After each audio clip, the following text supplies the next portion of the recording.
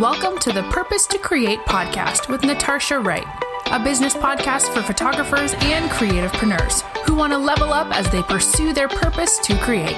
Lean in as we connect, inspire, and impact you as you build and grow your business.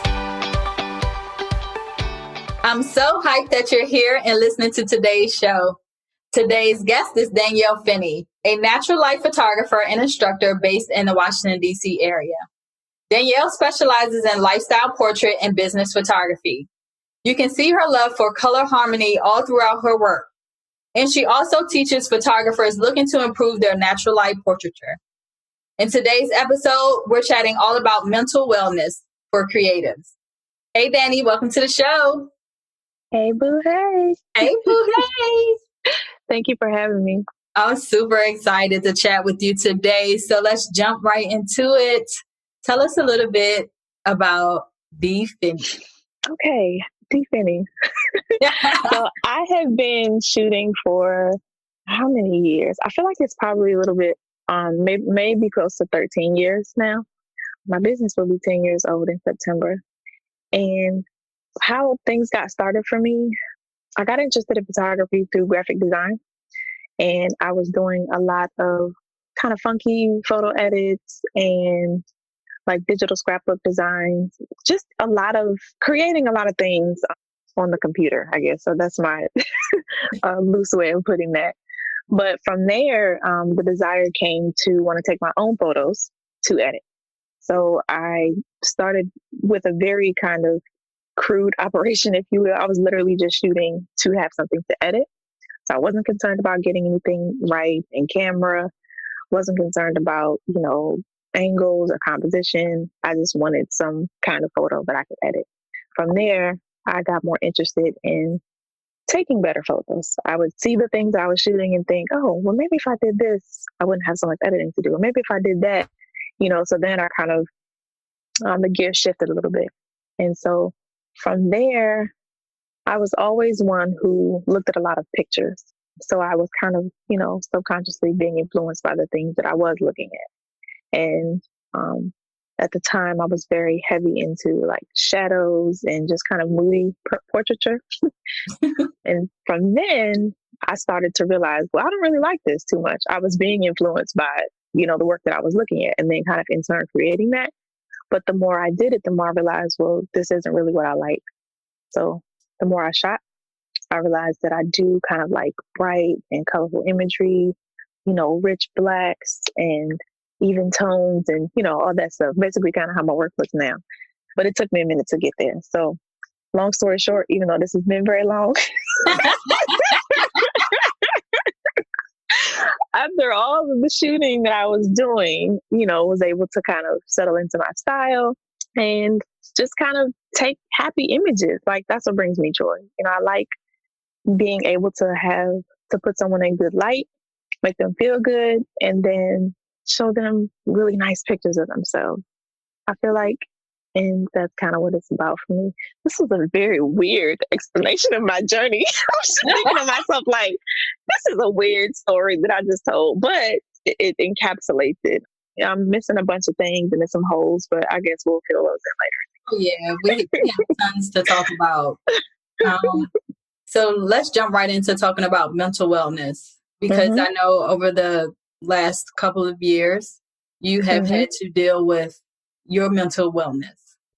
And so I want to talk a little bit about how that all started for you. When did you realize that you really needed to pay attention to your mental wellness? So what year was that? I think at this point, it's been about 3 years. So in 2016, I was diagnosed with depression and I was told that I was on the bipolar spectrum.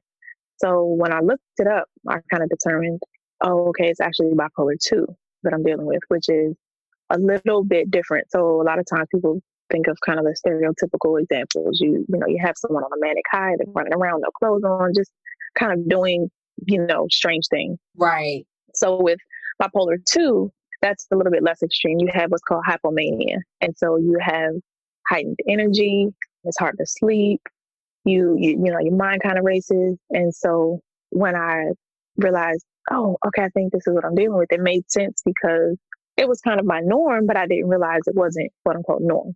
Right. And so that's when I started to realize, okay, I need to try to see what I can do about this. So I did, when I got that diagnosis at the time, I did try medication. That made me feel like trash. It stripped me of my sleep and my appetite. And so I was like, nah, I don't think I want to do this. And so I let me just say a brief aside on medication. I don't discount those that it does work for, but I understand now, obviously, I guess, having learned more about it, that there is so much of an adjustment period when it comes to medication. So you will feel like trash initially. I didn't know that at the time. I was just like, how is this supposed to be helpful? So yeah, it's like you will feel like trash for a minute and then, kind of give it a chance to see if it evens out. If it doesn't, then try something else. But for me, I I feel like that would have been more disruptive for me because even though my symptoms were disruptive, I was managing them poorly, but managing. And so I felt like with this medication, that was an unknown. And that was something that I didn't know how to manage. And I just felt crazy. So from there, I kind of started to experiment with, eating better and just trying to do, like take supplements and just different things. I was never consistent with anything. And so it made managing very hard because my mental wellness, if you want to call it wellness, was very inconsistent. And so I would have like really low lows, not wanting to get out of bed, not wanting to do much. It's really hard. People would check on me and it's like, I don't talk to anybody because those depressive episodes are like real. It's just hard. It's hard to move out of that space. I'm jumping a little bit for a time that's what I thought, or that's what I was dealing with in managing last year. So let me see, from 2016 to last year. I don't know the exact time period because it wasn't like exactly at the beginning of 2016. But anyway, towards the end of last year, I got a new therapist and she was the first one who kind of questioned the original diagnosis. And she was like, I'm not sure if I want to give you this label of bipolar. And initially I was like, wait a minute, what? You like changing my world right now because that's what I thought I was dealing with for all this time. Mm-hmm. But I appreciated the kind of trepidation she had with accepting that because, to be completely honest, bipolar as a diagnosis is not something that you can get rid of. Like, that's what it is. That's how your brain operates. That's how it's going to be from here on out. Right. As opposed to if you are dealing with depression, you may be able to kind of work yourself out of that. And that's with some forms of depression because some, clinical depression, that's literally, that's it. That's not to say that that's it, like that's final, but that's going to be something that's a little bit harder to kind of work yourself out of. But I appreciated the way that she approached things because she wanted to help me see basically that I did still have some power and I do still have ways and abilities to take control and try to help if something feels better and try to help and see if, okay, well, does this work? All right, let's try something else. And so I feel like I'm in such a different space now from where I was, definitely from when I got my first diagnosis. And then even from earlier this year, because I had it's been really hard this year for me. Even having my therapist, just kind of dealing with uncomfortable things, which, so my hashtag on the gram, talk about uncomfortable things. Like it's hard dealing with those uncomfortable things. And so having her as an objective ear, someone to remind me that I have done good things, like I have overcome things, I am capable, I'm worthy, and then giving me like real suggestions on things to try, moving my body, getting enough sleep, quote unquote basic things, but things that we kind of overlook when we feel so bad because we don't even have the energy to do those things. But yeah, I felt like I've been talking a long time. It's all good. It's all good. I mean, like you just said, it's the simple things that you have to do to really help yourself get out of the funk. You know what I'm saying? Yeah, Doing absolutely. simple things like exercising at least 30 minutes a day, moving your body, eating well, sleeping. Yes. But one of the main takeaways I took from that is really just going to therapy. I think that we shy away, even as adults, but more so creatives.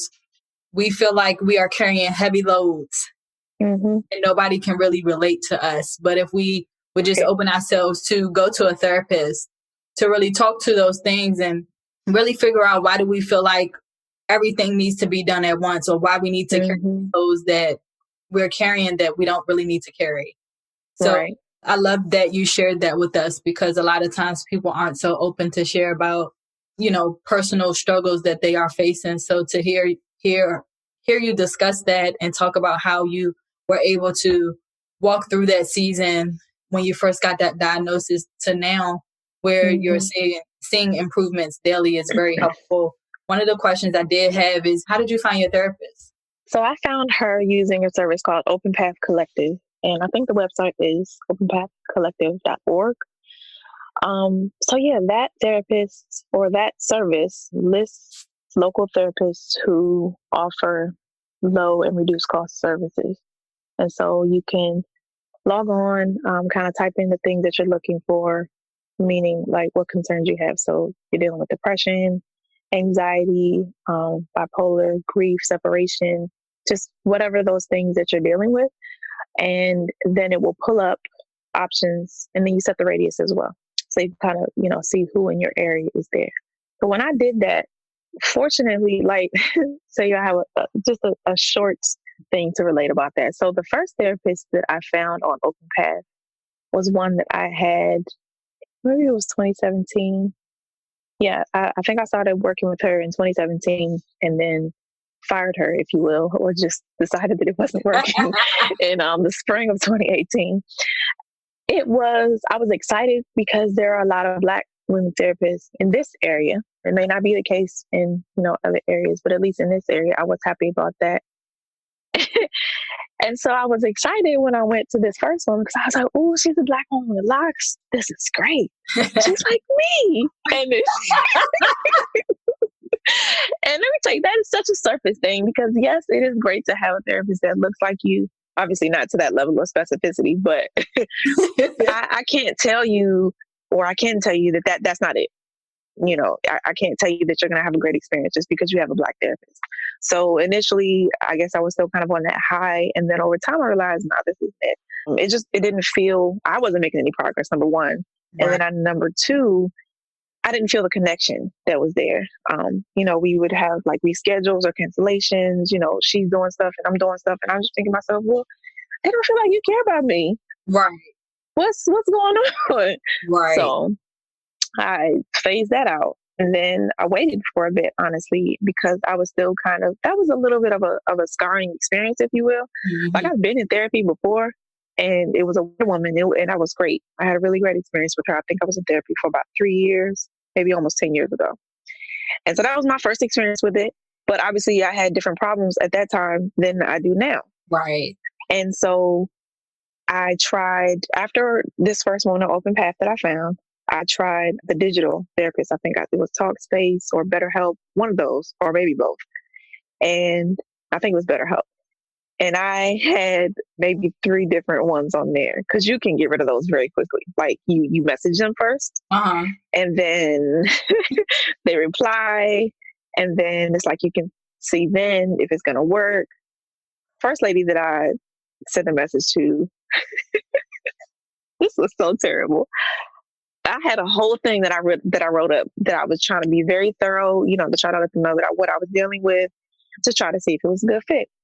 And literally, when she replied, she picked out 2 of the most mundane and stupid things, or not stupid, but 2 of the most mundane things out of what I said, and like keyed in on those. And I'm thinking to myself, lady, you missed all of the other big things that I said.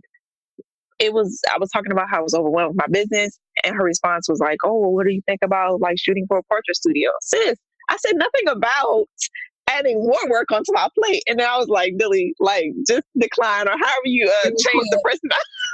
I was like, this is not it. So the next person that I found, she was an older Black woman, and she, I felt was good, sent helpful resources. But even then, I still just didn't feel it. So I was like, this isn't it. The other thing with BetterHelp is that they charge you whether you have therapy or not. So, right, exactly. So this is either a monthly or a weekly thing, and it comes out. And if you're feeling bad and you're not able to reach out to your therapist or respond to your therapist or whatever, you're still going to get charged that money versus an in-person therapy where you pay when you're seen. Right. And if you can't go, you reschedule and, you know, that whole thing. So that's what led me back to Open Path to find the therapist that I have now. That was a long story. Let me stop talking so much. It's all good. It's all good. Like, I have nothing but time on the show. So this is your time. It's open dialogue. So whatever, talk however long you need to. It's all good. It's all good. So one of the questions I did want to ask is, during this time, you mentioned that your current therapist didn't want to label you, you know, bipolar 2. So right. Are you still labeled as that, or did you find out that you're not really bipolar?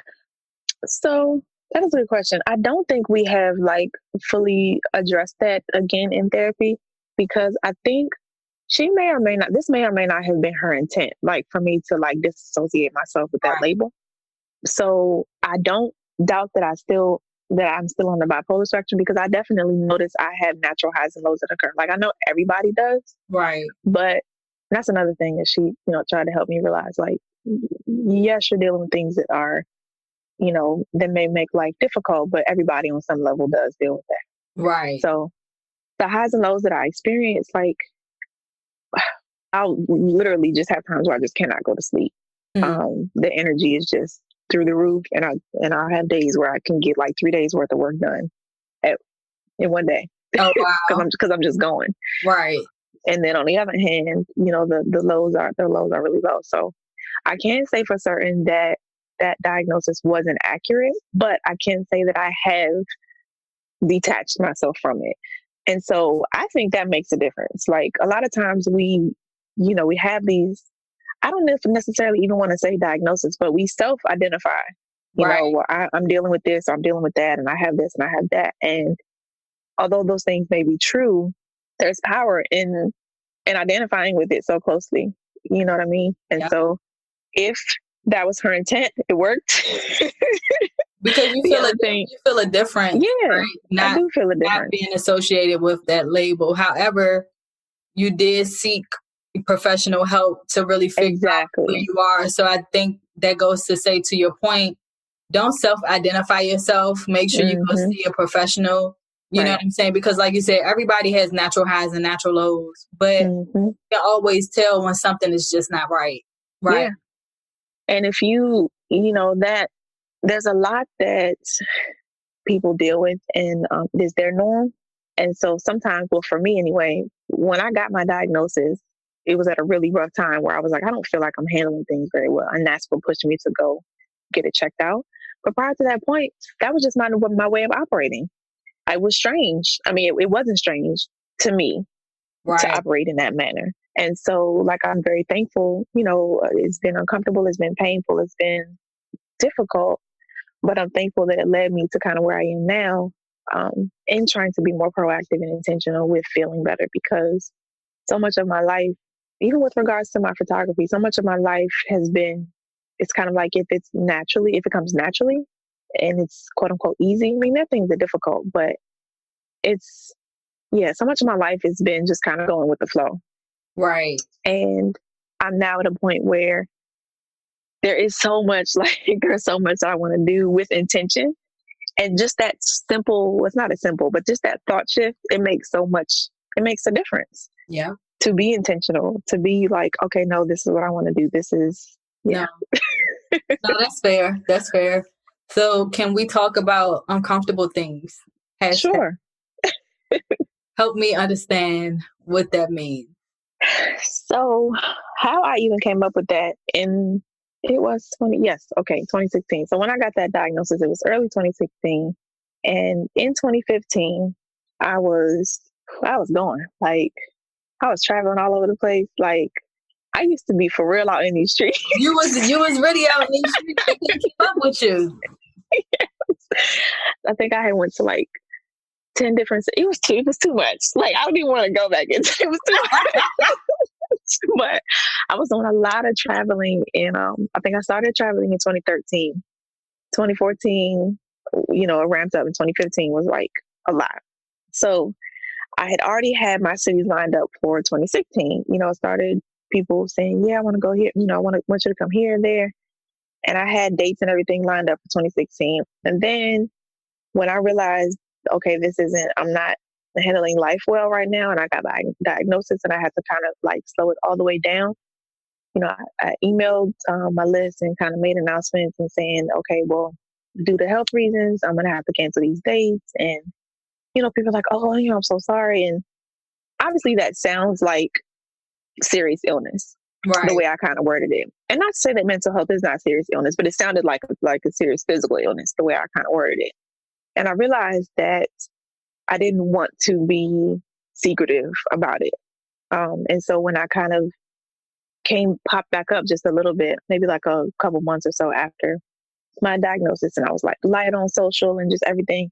And I made a blog post just kind of letting people know, like, well, this is kind of what I've been dealing with and why the decisions that I've made, what they are. And the hashtag talk about uncomfortable things was born from that. And then from there, I just really openly spoke about, really uncomfortable things, just how hard it is to get out of bed and how hard it is I can't even really remember and enumerate all of the hard things, but it's a lot. And so if you do look at the hashtag talk about uncomfortable things, there are older posts on there.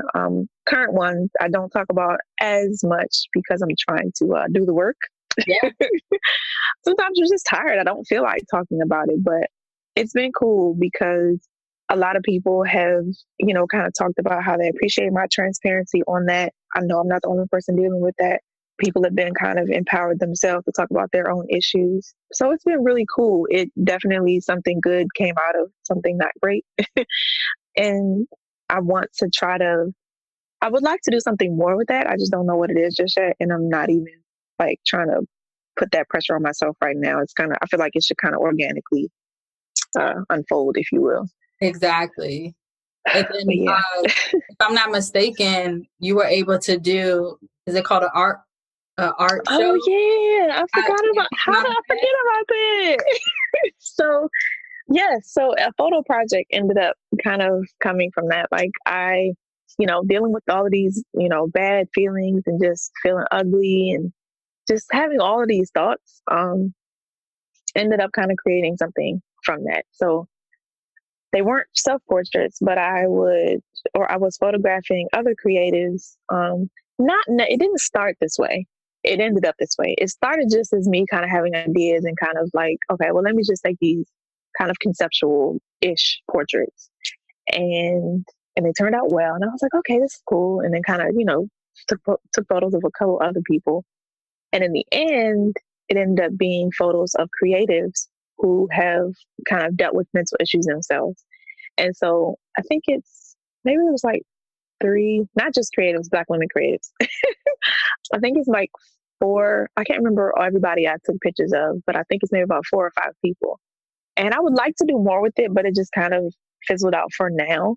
But I ended up having an art show in Dallas. My friend Takia Wallace opened up the Pass-Through Art Gallery. And so it was really cool. Like I've always wanted to have an art show. And so that opportunity just kind of presented itself. I cried a little bit when I was talking about it. I was like, okay. Don't look at me. But everybody was so supportive and it was really cool. It was really cool. And I kind of forgot about that. Thanks for reminding me. Oh, you're welcome. You're welcome. So I want to ask you about creating and how were you still able to push through and create throughout this diagnosis? Because I couldn't imagine, the mental space you were in. Mm-hmm. So you were still consistently creating. I mean, to the outside world, right. You were creating while on the inside, you were trying to push through to create something. So what was that process like for you trying to deal with, your mental health, but still trying to be present for your clients and really still serving your business well? What a great question. That I don't know I have a real answer for. And the reason why I say that is because I feel like some of this was kind of taking place outside of me, if you will.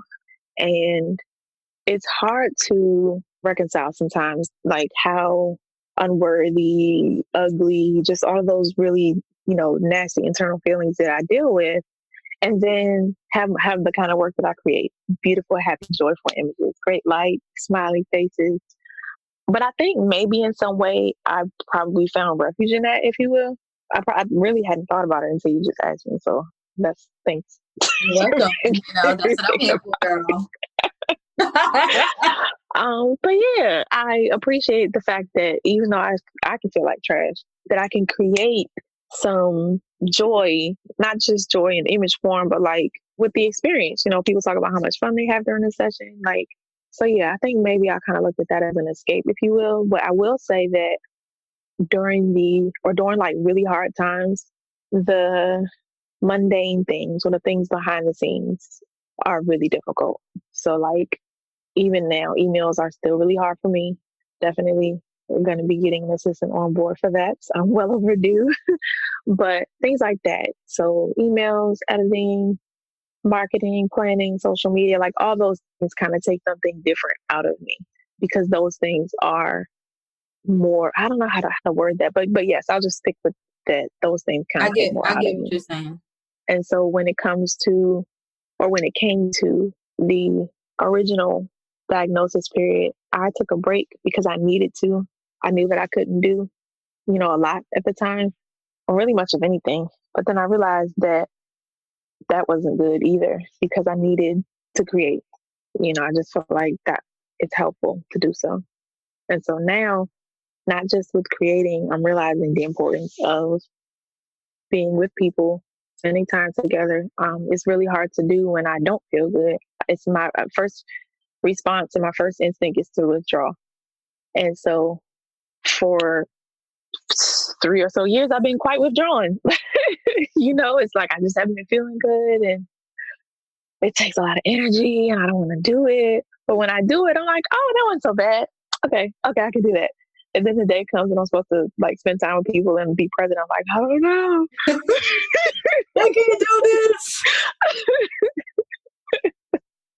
So now with me on this path of trying to be more intentional and trying to be, really make these decisions that will in the end not just serve me well, but others, because people enjoy spending time with me. I just think to myself, I don't know why people like hanging out with me. I'm so boring. I'm so this, and that's again just those negative voices. Yeah, it's like if they enjoy you, let them enjoy you. Right, exactly. Don't try to tell yourself you're not a good person. Right, exactly, because obviously that's not true. So right. Again, it's the self-defeating thoughts that we experience as human beings, and especially as creatives. I feel like it's even not even worse, but it's a different level of pressure that we add to ourselves. Yeah, that we put on ourselves. Yeah. So I want to thank you for stopping by the show today and sharing your journey, your mental health journey, and just being a creative. I really, truly appreciate that. Thank you so much for being transparent with me. You're welcome. Thank you. And before we wrap up the show, can you tell us how we can stay connected to you? Sure. So I am Finney Photo on social media everywhere. So I am on Instagram, Facebook, Twitter. Pinterest.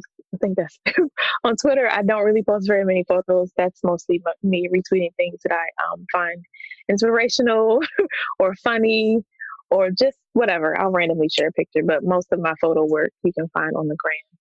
And my website is dfinneyphoto.co, and my blog is dfinneyblog.co. And I think that is it. Oh, awesome. I appreciate you. I'll be seeing you soon, okay? Thank you for listening to the Purpose to Create podcast. Share, like, comment, or review this episode. Check out the show notes at www.purposetocreatepodcast.com and connect with us online at Purpose to Create.